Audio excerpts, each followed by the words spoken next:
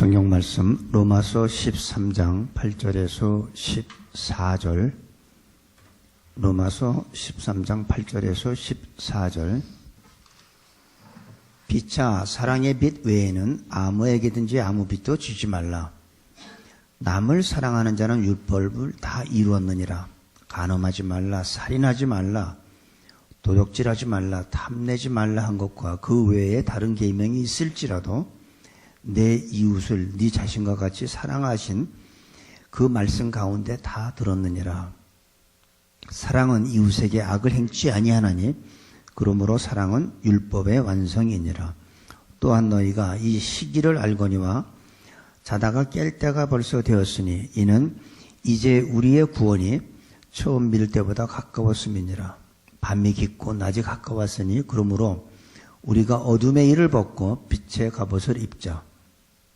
낮에와 같이 단정히 행하고 방탕과 술 취하지 말며 음란과 호색하지 말며 쟁투와 시기하지 말고 오직 주 예수 그리스도로 옷 입고 정욕을 위하여 육신의 일을 도모하지 말라. 아멘. 이제 오늘로서 로마서 13장이 끝납니다. 오늘 보면 사랑의 빛 외에는 다른 어떤 빛도 주지 말라고 합니다. 사랑의 빛. 자녀가 태어나서 스스로 자립할 수 있을 때까지 성장하는 과정에는 부모의 절대적인 도움이 필요합니다. 부모의 도움 없이 스스로 자립할 수 있는, 그렇다고 부모가 또 너무 이렇게 신경을 쓰다 보면 그 피터팬 증후군이라고, 다시 한국말로 얘기하면 마마보이가 됩니다. 자기가 스스로 세상에 살아가면서 결정을 못하게 돼요. 너무나 또 부모가 간섭하고 사랑하다 보면. 그래서 부모는 자식이 스스로 성장할 때까지 뭐 양육비, 의료비, 교육비, 또 돈으로 계산을 할 수 없는 그 부모의 그 사랑, 이것이 바로 사랑의 빛이에요, 사실은. 오늘 우리들한테 주시는 말씀이 뭐냐면, 우리가 삶의 원칙을 주는데 빛을 지되 사랑의 빛만 지라는 거예요. 사랑의 빛 외에는 다른 어떤 빛도 주지 말라는 게 오늘 주시는 말씀이라고 저는 생각합니다. 오늘 여러분들이 여기까지 온 것도 다 주위에 좋은 부모, 또 좋은 스승, 아니면 좋은 이웃, 아니면 좋은 친구가 여러분을 위해서 희생했기 때문에 여기까지 왔다고 저는 생각을 합니다. 제가 목회를 하지만 저 혼자 목회할 수가 없는 거죠. 제 옆에 저를 도와주는 아내가 있기 때문에 여기까지 온 것 같이, 우리들은 항상 살아가면서 주위의 다른 사람들이 항상 나를 위해서, 우리 부모나 친구나 여러 주위에 있는 사람들이 희생한 결과라고 저는 생각합니다. 그래서 세상에 살면서 어떻게 보면 우리 인생은 채무예요. 채무진 거예요. 평생 빚진 자예요. 부모한테 빚을 졌고 사랑의 빚. 그분들이 도와서 여기까지 왔기 때문에 내가 잘나서 여기까지 온 것이 아니라는 거죠. 뭐 구원은 더구나 말할 수도 없죠, 구원은. 우리의 선행이나 나의 어떤 행위로 인해서 절대 구원은 얻을 수가 없죠. 하나님께서 우리를 사랑하셔서 예수님을 이 땅에 보내주시고 십자가에서 죽게 하심으로 우리를 구원하셨죠. 천하 인간의 다른 이름을 주신 적이 없죠. 오직 예수. 그래서 우리가 구원받아. 우리가 한 것은 아무것도 없어요. 그냥 받은 것뿐이에요. 받은 것. 사랑의 빛. 사랑의 빛 외에는 그 어느 빛도 주지 말라고 합니다. 하나님의 그 사랑. 근데 마귀는 항상 우리한테 어떻게 해요? 하나님의 권위를 무너뜨리려고 그러죠. 하나님의 권위가 무너지면 우리의 신앙 상태, 영적 상태가 우리는 혼란이 오게 되죠. 마귀가 교회를 분열시키고 교회를 죽이고 목회자를 쫓아내고 하면 어떻게 됩니까? 많은 성도들은 영적 고아가 되겠죠. 그래서 이 시간도 마귀는 항상 하나님의 권위가 서면 자기가 설 자리가 없지만 하나님의 권위가 무너지면 자기가 그 틈을 타고 들어와서 우리한테 파괴하고 멸망시키고 자기가 주인 노릇하려고 하죠. 우리가 이 바퀴벌레라는 거 여러분 아시죠? 바퀴벌레. 난 그 바퀴도 없는데 왜 그 이름을 바퀴벌레라고 줬는지 모르겠어요. 그냥 벌레라고 하지. 바퀴벌레는 더러운 곳에서 삽니다. 깨끗한 곳에는 바퀴벌레가 없어요. 마찬가지로 우리의 영혼의 집도 세상적인 것들, 무슨 시기, 질투, 미움, 교만 이런 것들로 우리의 영혼의 집이 가득 차면 마귀가 거기에 붙어서 기생하게 됩니다. 그러면서 마귀가 하라는 대로 우리가 마귀가 시키는 대로 예수님을 믿고 교회를 다니면서도 마귀가 시키는 대로 삶을 사는 모습을 아마 여러분들이 주위에 있는 사람들을 통해서 느끼신 분들이 있을 거예요. 반면에 내가 예수님의 마음을 갖고 나의 영혼의 집이 깨끗하면 마귀는 거기에 빌부터 살 수가 없습니다. 그래서 신앙의 본질, 우리가 이 신앙생활을 오래 하다 보면 신앙의 본질을 잊어버리는 사람들이 많이 있어요. 교회도 그렇고 성도들도 그렇고 신앙의 본질을 잃어버려요. 세상적인 방법으로, 교회나 성도가 세상적인 방법으로 살다 보면 하나님의 영광 가리죠. 뿐만 아니라 마귀가 시키는 대로 살게 되는 것이 바로 우리의 영혼의 집이 물들면, 세상의 방법대로 물들면, 신앙의 본질을 잃어버리면 그런 마귀의 하수인 노릇을 하게 되는 겁니다. 또 오늘 8절 보니까 피차, 사랑의 빛 외에는 아무에게든지 아무 빛도 주지 말라. 남을 사랑하는 자는 율법을 다 이루었느니라. 그리고 간음하지 말라, 살인하, 여기 여러 가지 그 범죄에 대해서 나옵니다. 그런데 거기에 보니까 내 이웃을 네 자신과 같이 사랑하라 하신 그 말씀 가운데 다 들었다는 거예요. 다른 얘기를 하면 뭐예요? 살인하고 간음하고 도둑질하는 거는 사랑하지 않기 때문에 나온다는 얘기예요. 그리고서 10절에 사랑은 이웃에게 악을 행치 않으니 그러므로 사랑은 율법의 완성이니라. 오늘 피차 사랑의 빛 외에는 아무것도 주지 말라는 말 속에서 우리는 중요한 교훈을 우리는 얻을 수가 있습니다. 이 말씀은 누구한테 줬어요? 하나님의 사랑을 받고 구원받은 사람들한테 주신 말씀이죠. 사랑받은 일이 없는 사람, 사랑을 받아본 적이 없는 사람은 남을 사랑 못합니다. 사랑을 받아본 사람이 다른 사람을 사랑할 수 있어요. 어려서부터 부모한테 사랑을 많이 받은 아이들은 성장해서도 다른 사람을 사랑하는데 어려서 사랑을 받아보지 못한 아이들은 커서도 다른 사람을 사랑을 못합니다. 자기밖에 몰라요. 여러분이 정말 예수님 믿고 하나님의 그 크신 사랑, 구원을 받았다면 우리는 다른 사람을 이해하고 용서하고 사랑해야 된다는 말이에요. 우리는 평생 이 사랑의 빛은 줘도 된다는 게 성경이에요. 다른 빛은 주지 말래요. 근데 사랑의 빛은 줘도 된다는 겁니다.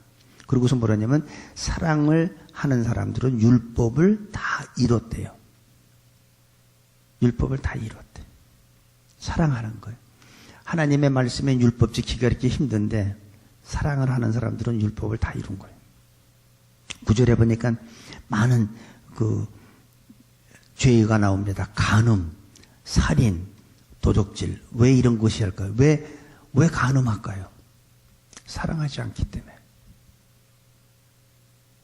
사랑하지 않고 다만 자기의 쾌락의 대상으로 생각하는 거예요. 하기 때문에 간음하는 거예요. 진짜 사랑하면 어떻게 해요? 순결을 지키죠. 근데 사랑하지 않기 때문에 간음하는 거예요. 왜? 그 사람은 내가 사랑의 대상이 아니라 나의 쾌락의 대상이기 때문에. 왜 살인합니까? 요즘에 보면 부부간도 무서워요, 요즘엔. 뭐 살인 청부업자한테 뭐 시켜가지고 남편을 죽이고 아내를 죽이고 부모를 죽이고 이런 무서운 시대에 살고 있는데 왜 살인할까요? 사랑하지 않기 때문에. 사랑하면 어떻게 될까요? 살인하는 게 아니라 희생을 하죠. 내가 사랑하는 사람을 위해서 희생을 하잖아요. 그게 사랑이죠. 사랑하지 않기 때문에 살인하는 거예요. 왜 도둑질합니까? 마찬가지예요. 사랑하지 않기 때문에. 사랑하면 도둑질하는 게 아니라 더 많이 갖다 주고 싶은 거죠. 어떻게 사랑하는 사람을 물건을 훔칠 수가 있습니까? 어떻게 도둑질할 수 있습니까? 사랑하면 도둑질하는 게 아니라 더 갖다 주고 싶은 게. 그래서 모든 게 다 보면 사랑하지 않기 때문에. 내 이웃을 네 몸과 같이 사랑하면 간음도 안 하고 살인도 안 하고 도둑질도 안 한다는 얘기예요. 그러면 사랑하라는 거죠. 여러분은 오늘부터 서로 사랑하시기 바랍니다. 사랑의 빛은 저도 괜찮아. 사랑의 빛 외에는 다른 빛을 지지 말래요. 부부 사이가 안 좋아? 사랑하지 않기 때문에 그런 거예요. 성도 간의 사이가 안 좋아? 그것도 사랑하지 않기 때문에 그런 거예요. 사랑의 빛은 얼마든지 줘도 괜찮습니다. 사랑은 이웃에게 보세요. 10절 보세요. 사랑은 이웃에게 악을 행치 아니하나니 그러므로 사랑은 율법의 완성이니라. 사랑은 율법의 완성이라고 그랬어요. 여러분 마음속에 갑자기 성령께서 임하셔가지고 사랑해야겠다는 마음이 속에서 생기면 그 기회를 놓치지 마세요. 행동으로 옮기세요. 결단하고 행동으로 옮기세요. 그러면 우리의 신앙이 멈춰 있지 않고 계속 성숙하게 자라게 됩니다.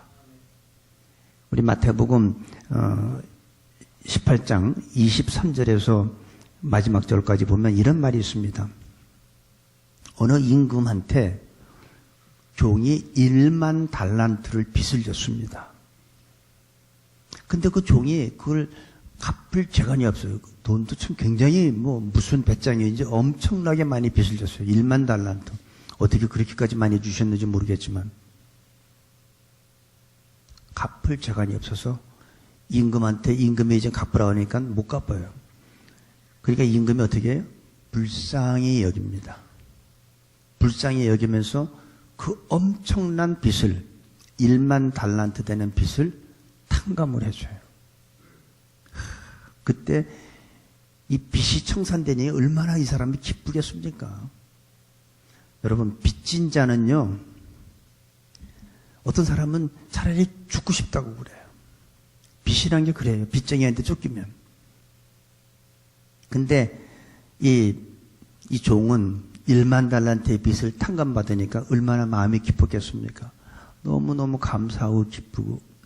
그래서 그 주인의 집에서 나오다가 자기한테 100데나리온 빚을 진 동관, 다시 말해서 자기의 동료, 그러니까 같은 종이에요. 자기의 동료를 만났는데 100데나리온을 갚으라고 멱살을 잡고 봐달라니까 안 봐주고 감옥에 넣는다. 갚으라고.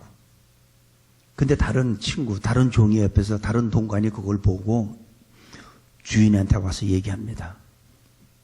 주인님, 걔가 글쎄 만 달란트를 탕감받고 나가다가 다른 제 친구한테 100데나리온 멱살을 잡고 지금 감옥에 집어넣었다고. 그러니까 그 임금이 화가 나니까 어떻게 해요? 그 동관을 다시 잡아오게 하죠. 그러면서 마태복음 18장 이렇게 합니다. 32절에 보니까 이에 주인이 저를 불러다가 말하되 악한 종아 네가 빌기에 내가 네 빚을 전부 탕감하여 주었거늘 내가 너를 불쌍히 여긴과 같이 너도 네 동관을 불쌍히 여김이 마땅치 아니하냐 하고 주인이 노하여 그 빚을 다 갚도록 저를 옥졸들에게 붙이니라. 그러고선 결론이 뭐냐면 너희가 각각 중심으로 형제를 용서하지 아니하면 내 천부께서도 너희에게 이와 같이 하시리라. 우리는 이 비유의 말씀을 오늘 심각하게 경청을 해야 돼요. 이 비유의 말씀이 무엇을 뜻하는지 우리는 알아야 돼요. 하나님으로부터 1만 달란트를 탕감받은 우리라면은 누구가 나한테 지은 100다니엘 정도는 내가 하나님의 나를 불쌍히 여긴 같이 우리도 불쌍히 여겨야 된다는 거예요. 불쌍히 여기는 마음이 없으면 어떻게 했어요? 너희가 각각 중심으로 형제를 용서하지 아니하면 내 천부께서도 너희에게 이와 같이 하시리라. 무서운 얘기죠. 어떻게 해야 될까요? 70번씩 7번이라도 용서해야 된다는 거예요. 그렇지 않으면 하늘에 계신 천부께서 내가 그를 용서하지 않은 것 같이 내 하늘에 계신 천부께서도 나를 용서하지 않겠다는 거죠. 이게 비유의 말씀이지만 우리는 이걸 심각하게 이 속에 들어있는 뜻을 우리는 경청하고 마음에 깊이 새겨야 된다고 저는 생각합니다. 이 세상에는 많은 사람들이 얼마나 고생하고 사는지 모릅니다. 편안한 사람들도 있지만 너무 고생하고 심각하게 고통받고 있는 사람들이 많습니다. 좋은 환경에서 살고 있는 사람들은 그렇지 못한 환경에 있는 사람들을 우리는 생각할 수 있어야 돼요. 특혜받은 사람들은 특혜받지 못한 사람들을 생각해야 된다는 얘기예요. 나는 뭐 너무 난 뭐 만사가 형통이고 난 너무 좋아. 자기 좋은 건 좋은데 지금 현재 그렇지 못한 사람들을 생각하라는 거예요. 나는 1만 달란트를 탕감받으니까 너무 기뻐.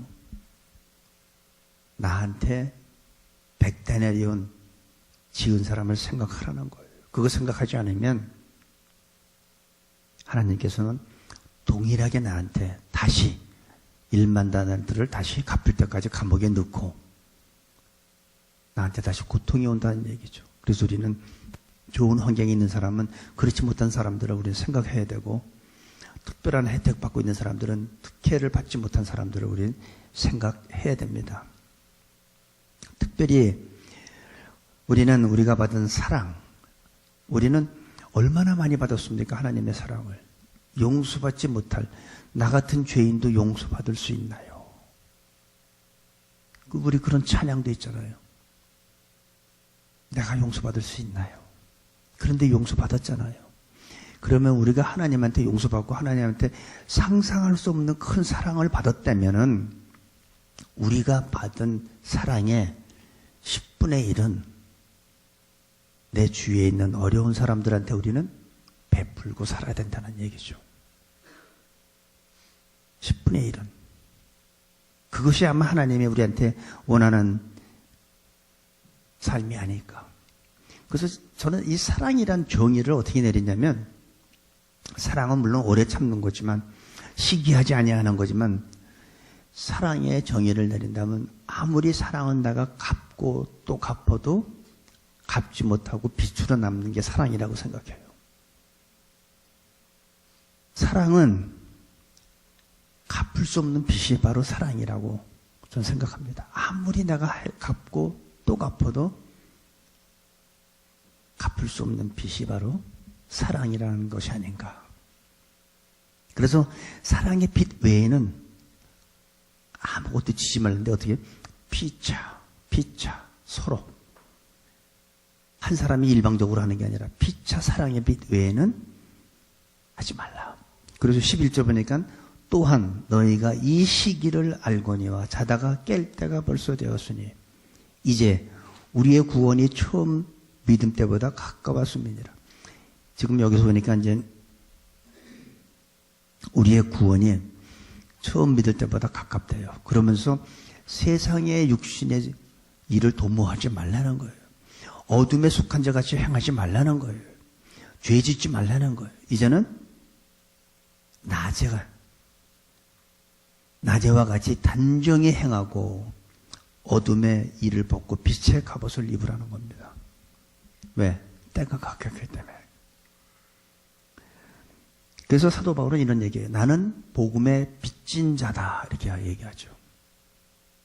우리가 살아가면서 빚을 안 질 수 없잖아요. 우리가 은행에서 런을 받아서 빚을 질 수도 있고, 어떤 개인적인 친구한테 우리 빚을 질 수도 있고. 근데 이 빚을 진 사람들이 갚을 능력 있는 사람들은 괜찮은데, 내가 일부러 안 갚는 게 아니라 이상하게 형편이 자꾸 꼬여가지고 갚지 못할 경우가 있을 수 있잖아요. 그죠? 그때 그 사람의 마음이 어떻겠어요? 무슨 큰 죄 지은 사람 같이 고개를 들지도 못하고,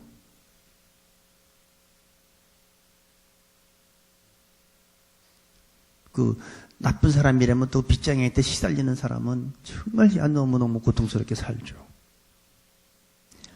예수 믿는 우리들은 그런 자세로 살아야 된다는 거예요. 복음의 빚진 자. 우리가 구원받기 위해서 여러분들이 뭐를 했습니까? 우리의 선행과 우리의 노력으로 구원은 전혀 받을 수가 없었죠. 우리가 한 거라고 뭐예요? 거저 주시는 선물을 받은 것밖에 없죠. 우리는 복음의 빚진 자예요. 사도 바울만 복음에 빚졌나요? 여러분도 복음에 빚졌고, 저도 우리 모두가 복음에 빚진 자죠. 예수 믿는 사람들은 이런 빚진 마음으로 살아야 한다는 겁니다.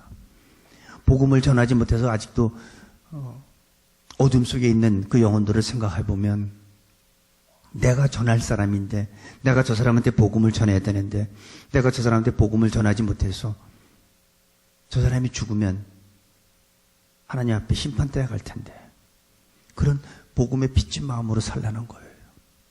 왜? 이제는 때가 가깝기 때문에.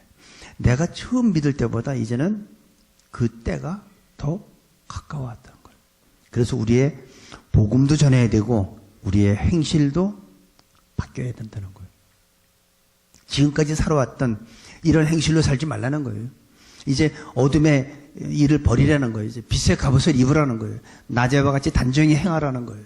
그것은 뭐라고 그랬냐면, 방탕과 술 취하지 말며 음란과 호색하지 말며 쟁투와 시기하지 말고. 육신의 빚진 자가 아니라 우리는 영의 빚진 자들입니다. 젊었을 때 이제 부모들이 자녀를 열심히 사랑하고 이렇게 키우잖아요. 근데 요즘에는 그런 게 없지만 옛날에 보면 그런 것 같아요. 젊었을 때 그냥 그렇게 헌신적으로 자녀를 키우고선 자녀가 이제 성장한 다음에 부모들이 이제 너무 이제 노후에 자녀들한테 그 보상을 받으려고 하는 그런 것들이 옛날에 있었던 것 같아요. 요즘에는 뭐 그런 분들이 없겠지만, 내가 베푼 사랑에 보상을 받으려고 하는 것은 그 사랑이 아닙니다. 사랑은 잊어버리는 거예요. 오늘부터 부부간에 사랑하면 내가 사랑하는 내 배우자한테 해준 것 다 잊어버리세요. 그게 사랑이에요. 그걸 기억하고 보상받으려고 하면 그건 사랑이 아니에요. 그러니까 섭섭한 거예요. 내가 이 사람한테 이렇게 생일 선물도 해주고 뭐 발렌타인 때도 뭐 해주고 크리스마스 때도 해주고 했는데 이 사람은 나한테 그냥 맹탕이네. 그 섭섭해 하잖아요. 왜? 바라기 때문에. 내가 해준 만큼 보상을 바라기 때문에. 그건 사랑이 아니라는 거죠. 사랑은 그냥 가는 거예요. 잊어버리는 거예요. 상대방의 기쁨이 나의 기쁨인 거예요. 그게 진정한 사랑이에요. 오늘부터 남편한테 아내한테 기대하지 마시기 바랍니다. 그냥 주시기는 그냥 끝나세요. 부모들이 보면 자녀를 키울 때 값없이 주지만 나이가 들면 보상받으려고 하는 그 마음, 그거는 진정한 사랑이 아니라는 거죠. 잊어야 돼요. 사랑은 그냥 주는 거로 끝나야 돼요. 기대하지 마세요. 김철 집사님, 권사님한테 뭐 사랑해서 뭐 주셨으면 그거로 끝. 기다리면 안 돼. 기대하면 그건 사랑이 아니라는 거죠. 돈 주고 물건 사는 거하고 똑같은 거예요. 내가 이만큼 지불한 만큼 받아야 되니까. 그리스도인의 삶이란 한마디로 말하면 값없는 사랑을 베푸는 삶입니다. 그냥 날마다 그냥 베푸는 삶이에요. 그냥 값없이 기대하지 않고 주는 삶. 그게 바로 그리스도인의 삶이라고 생각합니다. 하나님의 사랑 때문에 감격하고 그 사랑을 표현하지 않으면 견딜 수가 없기 때문에 우리가 하는 거죠. 성경에 이렇게 나와 있으니까 그렇게 해야지가 아니라 하나님의 그 큰 사랑을, 엄청난 사랑을 내가 받고 나니까 너무 감격하고 그 사랑을 내가 표현하지 않으면 견딜 수가 없는 거예요. 그러니까 선교지로 나가죠. 하나님의 그 사랑을 내가 어떻게 견딜 수가 없으니까 나가는 거예요. 나가서 복음 전하고 하나님의 사랑을 전하고. 그게 그리스도인의 전 삶이라고 생각합니다. 특별히 가난하고 병들고 갈 곳 없고 지친 사람들을 위해서 베푸시는 걸 하나님이 전 원하신다고 생각해요. 사랑받을 자격이 없는 사람, 그런 사람들을 사랑하는 것. 사랑받을 만한 조건이 없는 사람들을 사랑하는 것.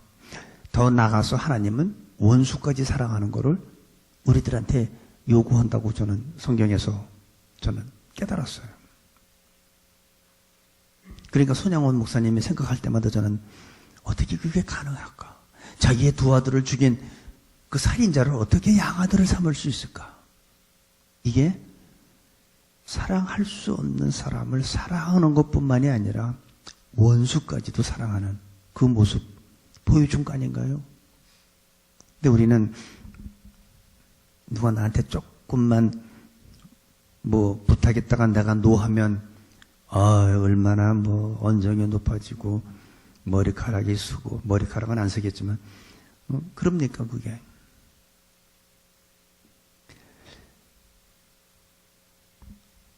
사랑받을 만한 가치가 없는 사람에게 시간을 내고 물질을 투자하고 그 사람한테 먹을 거를 여러분들이 한번 도와주시기를 바랍니다. 그럴 때 이상한 일이 생겨요. 내가 정말이지 저 사람한테 내가 이렇게 베푼다고 해서 돌아올 거 아무것도 없는데, 그런데 베풀면 시간을 투자하고 물질을 투자하고 먹을 걸 줘보면 이상한 일이 생겨요. 마치 하나님이 내 옆에 계신 것 같은 것을 느낄 때가 있어요. 왜? 하나님은 바로 과부, 고아, 세리와 같은 자들과 함께 하시기 때문에 그들한테 내가 베풀 때 이상한 느낌이 오는 게 하나님이 마치 내 옆에 함께 계신 것 같은 그런 거를 느낄 때가 있습니다. 한번 해보세요. 꼭 그런 일이 생겨요. 하나님은 화려하고 높은 데 계시지 않잖아. 하나님은 항상 낮은 데 계시잖아요. 그래서 나는 섬김을 받으러 온 게 아니라 도리어 섬기러 왔다고 그랬죠. 바로